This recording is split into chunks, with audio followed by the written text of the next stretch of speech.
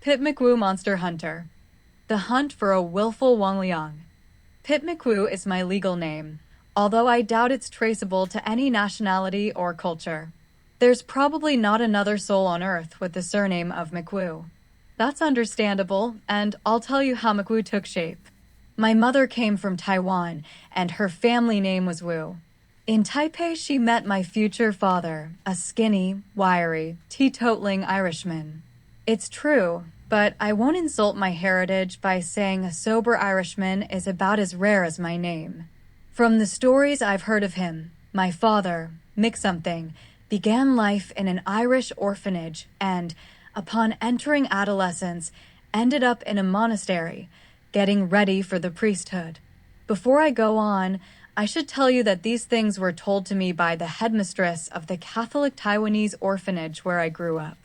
Yes, I'm an orphan, just like Dad, or was, until I grew up and moved out on my own. But getting back to my father, something made him leave Ireland before taking his vows. Nasty Sister Wong, the nurse who allegedly saw to our health in the orphanage, the whoopa in the black habit who loved pouring poison-tasting cough medicine down all the kids' throats, said my father was a typical Irishman. Miss Meany meant that wanderlust filled him, and he had an eye for Chinese women. I never believed that story. In an unconventional way, Mistress Sister Chan, the stern head of the orphanage, filled the void as my adopted mother, and to this day, we share a tight bond. My mistress remains tall, straight, and dignified.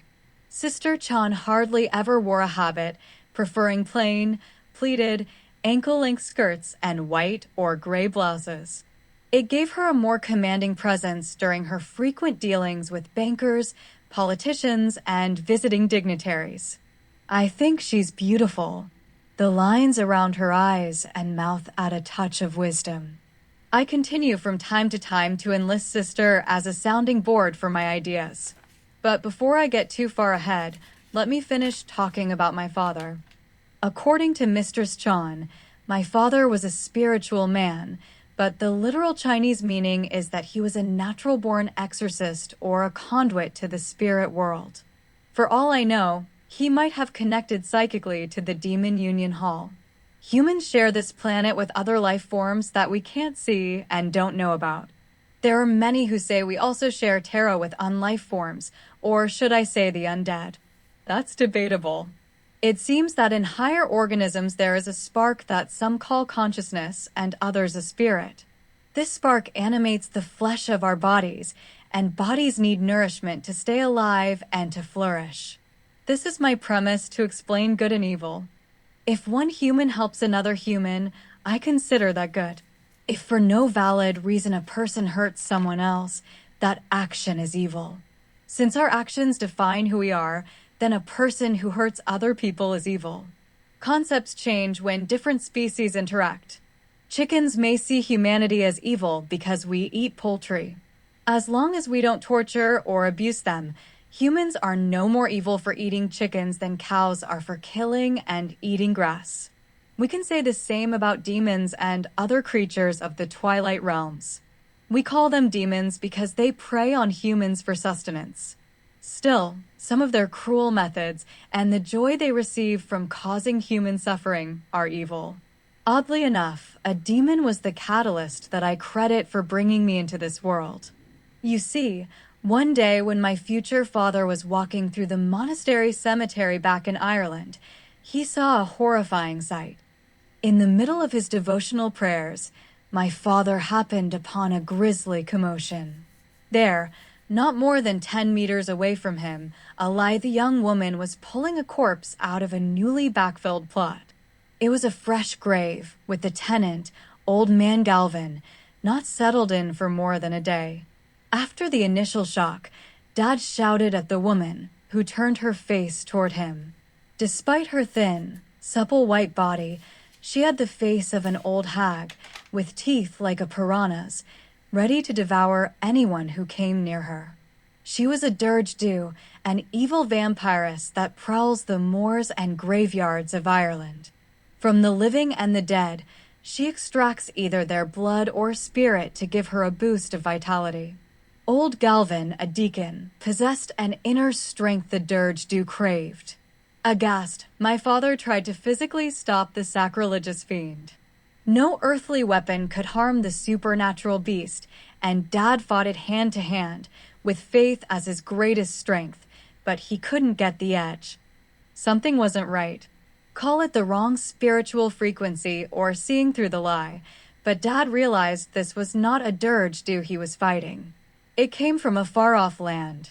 A Chinese demon, a Wangliang, had followed the ghostly trade winds to Ireland to snatch the essence of an exotic host.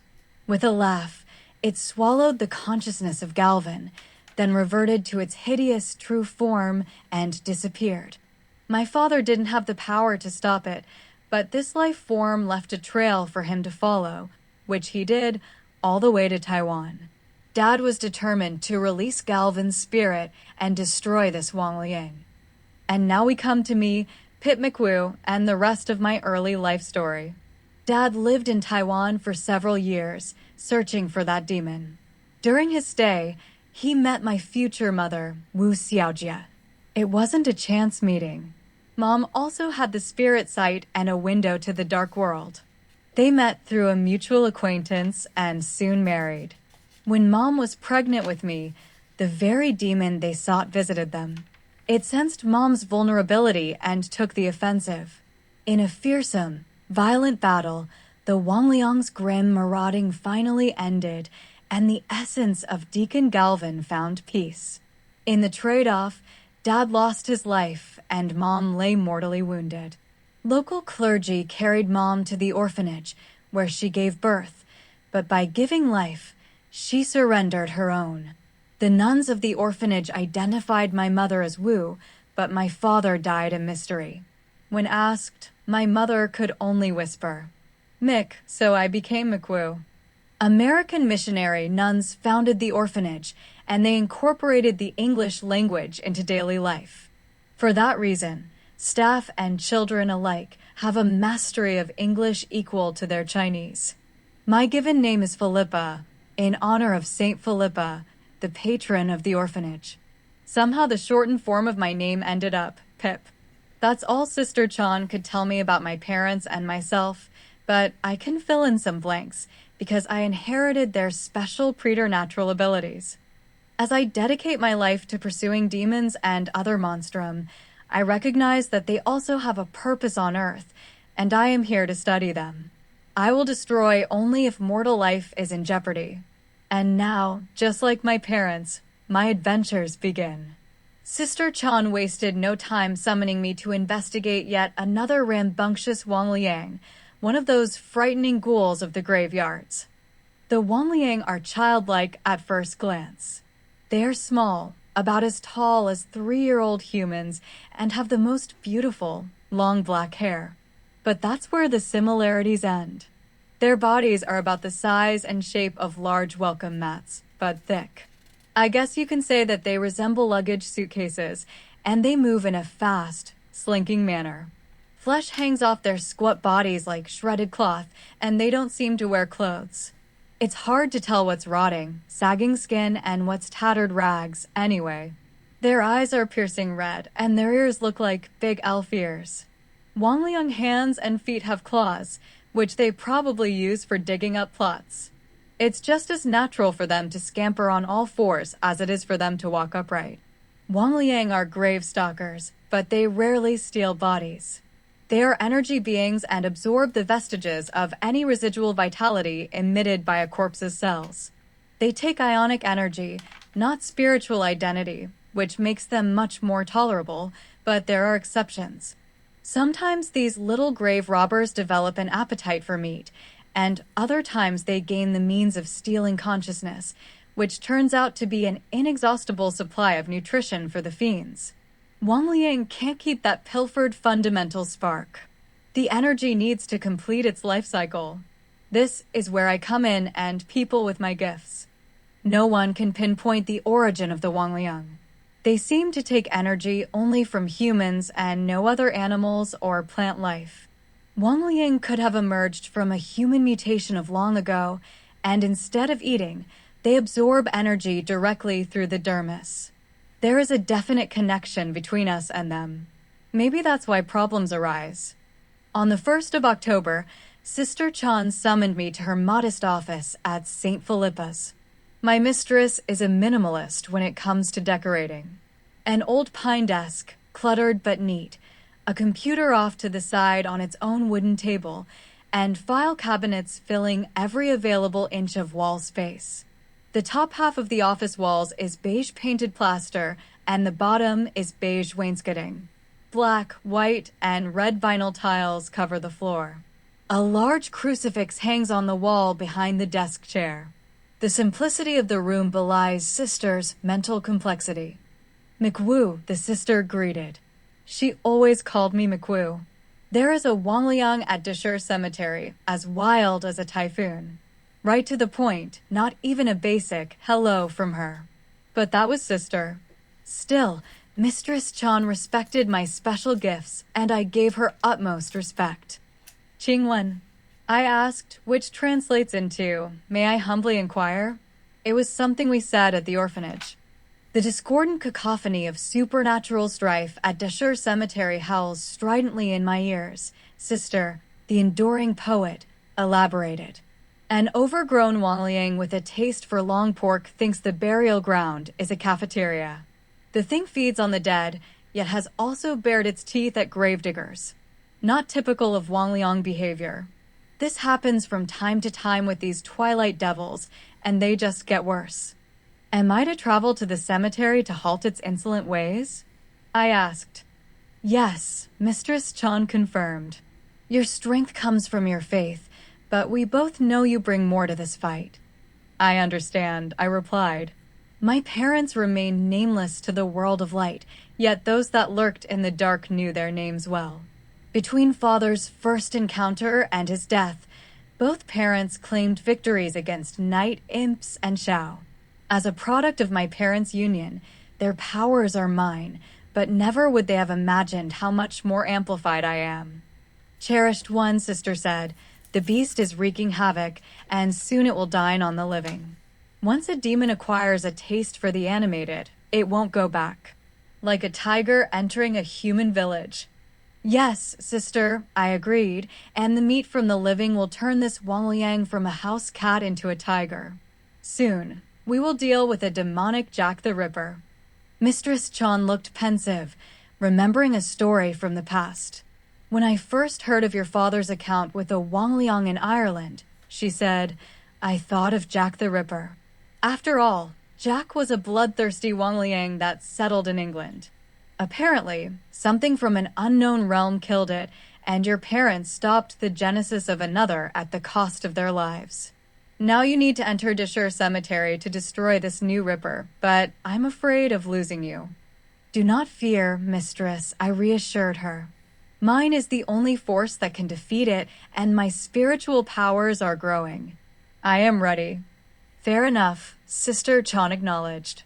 Time is of the essence. You will enter the cemetery tomorrow, an hour before midnight. You will locate this errant Wangliang and eliminate it. I do not want to think of the prospect of your not returning. May the Lord bless you on this quest. We will see each other again soon, I said to Sister, then left her office to prepare for my coming encounter. October 2nd. Deshur Cemetery is less than an hour's walk from St. Philippa's orphanage, so I began the trek from my old childhood home. No one was around to wish me off, not even my mistress. It's what I wanted because I needed the solitude to focus. The orphanage and the cemetery are in the Taipei suburbs, but separated by the bustling downtown wedged between the two. The bright, friendly streets are never completely empty of people. Taiwan is a warm, humid island, and tonight was no exception. People basked in the night air, but soon the lights of the stores and vendors faded in the late hour. By then, I took a dark, deserted winding footpath to the cemetery entrance. Taiwanese people shun the resting places of the dead at night, so I stood alone at the gate, looking over thousands of gravestones. People barely comprehend their own versions of spirits and souls. Taoism, Buddhism, Christianity and other belief systems try to make sense of things, qualifying and quantifying the unknowns to find order and common ground. No one has a clue. There are a few of us who have insights and gifts, like my parents and me, but we never reveal ourselves, except to people like my mistress. We don't fear being considered lunatics. We fear victimization by the unscrupulous. My observations and experiences lead me to believe that these twilight creatures are indigenous to our planet. Everything is terrestrial, but we are not all flesh and blood. Corporeal organisms, from men to goblins, need to eat, and many unapologetically eat animal meat. Then, there are energy beings native to Earth. They draw sustenance from human electrolytes, ions, and often the living world around them. And then there are the entities of both substance and energy. There's a lot going on. Consciousness and the soul are two distinct things. That's my belief. God gives a soul, and there is nothing and no one who can take it but God. Dead or alive, our souls are eternal. Consciousness is different. It gives us mortal life. It gives us our force of personality. When we die, it dies, but not the soul. Some life forms we share the earth with can steal our consciousness, and as long as it's kept alive, consciousness is a source of incredible energy for these pirates. It's like stealing a beating heart. This is what I think some Wangliang and Dirgedu can do. Sister Chan and I have had these talks in the past, and although she voices skepticism, I think she sides with my rationale. Knowing that these so-called demons and ghouls are of the earth gives me more confidence to face them. They're as mortal as I am, despite their grotesque table manners. Tonight, I entered the cemetery, and my only weapon was a peachwood staff. Having reasoned that my foe is not supernatural in a religious sense, I also reasoned that as a Taiwanese, my extraordinary gifts are best channeled through this staff hewn from a peach tree. It's what all the professed Taiwanese exorcists use, and maybe the peach Taiwanese compatibility is in the genetics. I passed through the gate and stepped onto the cobbled footpath. Lanterns glowed yellow and orange and reflected off the dark granite gravestones. The Titian smolder of the full moon seeped through the clouds and illuminated this city of the dead. I felt unprotected from harm and shunned the use of a flashlight, inching along until the flow of energy spilling from the freshest grave led me to my quarry. My stealthy steps halted less than 20 meters from the preoccupied abomination, and I crouched in the shadow of a stone dragon. The statue wasn't a Christian symbol, but ancient traditions are hard to cast aside. The Wangliang didn't detect me. Just as Sister said, this brute was an overgrown, fat specimen. It's what happens when they consume both consciousness and the physical bodies of the dead. This was an archetype ghoul, brainless and driven by its base cravings. It knelt atop the soil mound of the new grave, digging like a badger, throwing dirt everywhere. Mud covered the thing, but its claws and teeth gleamed in the moonlight. The monster was after the prize at the bottom of the hole it was excavating. If it reached the cadaver and ate it, then it might become too strong for me. That mass of claws and teeth could kill me. It was time to act. "Hey!" I yelled at the filthy wretch. It stopped digging and looked up bewildered, just like a startled badger. We locked eyes, and the thing stood on two legs.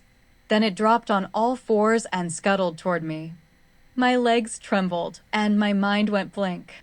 Terrified, overwhelmed, I wanted to run into Sister Chan's shielding embrace. All I could see was the beast's shadowy form headed for me, like a black millipede weaving over dirt and leaves. I shut my eyes and prepared to die, cowering. Then a thought flooded into my brain, the thought of Mistress Chan's disappointment in my failing her. Rage snapped my eyes open, a fury cursing my self-made fears, and suddenly the Lord's gift of strength surged through my veins. The action seemed to slow, and the rushing horror was no longer frightening. A body length away, it leaped into the air, lunging at my throat. I swung my peachwood staff, smashing it hard against the thing's skull. The Wangliang went down in a lump but bounced back up like it was on springs. Its reflexes shocked my own into hyperspeed, and I impaled the Wangliang with a two-handed thrust of my staff. The monster screeched and convulsed, discharging sparks of consciousness like an exploding power transformer. Then it fell limp. The scorched fiend lay lifeless for only half a minute before disintegrating in front of my eyes, as if it had never existed. None of the entrails of the Wangliang stuck to my staff, either. All at once, I was alone in the cemetery at midnight, but felt comforted by the serenity. I vanquished the Wangliang and realized that I'm also a kind of hero to the defenseless corpses. Mistress Chan will be so proud of me.